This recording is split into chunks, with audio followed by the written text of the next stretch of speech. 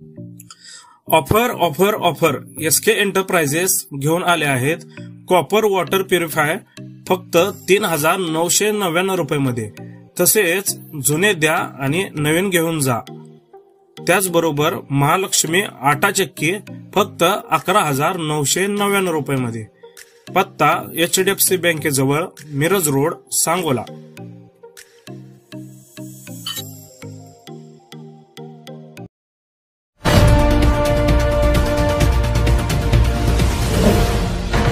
मानदूत Express आवाज जनसामान्य।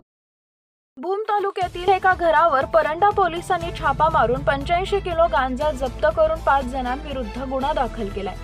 इडा गाव दुर्गम भागात वसलेला आहे आणि याचाच फायदा घेऊन आरोपी गांजा विक्रीचा व्यवसाय करून त्याचे पैसे कमवित होते अशी माहिती पोलिसांनी दिली आहे। परंडा पोलीस ठाणे पोलिसांना दिनांक 24 डिसेंबर 2023 रोजी मौजे इडा तालुका भूम इथे संतोष संजय जाधव या व्यक्तीने फार मोठ्या प्रमाणात गांजाची साठवणूक केली आहे अशी गोपनीय माहिती प्राप्त झाली। गोपनीय माहितीबाबत वरिष्ठांना कळवून मौजे इडा इथे सदरील व्यक्तीच्या घरी शहानिशा करण्याच्या उद्देशाने गेले असता सदरील घर बंद असून दरवाजाला कुलूप लावलेले आढळून आले।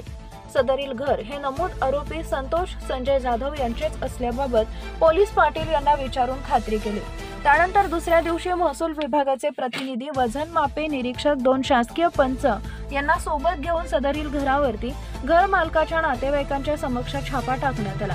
सदरील छाप्याच्या दरम्यान घरामध्ये 12,80,490 इतक्या रकमेचा एकूण 85 किलो 366 ग्रॅम वजनाचा गांजा या वनस्पतीचे पान बोंड आणि बिया यांचा समावेश असलेले गुंगीकारक नशेसाठी वापरल्या जाणाऱ्या गांजा आढळून आला।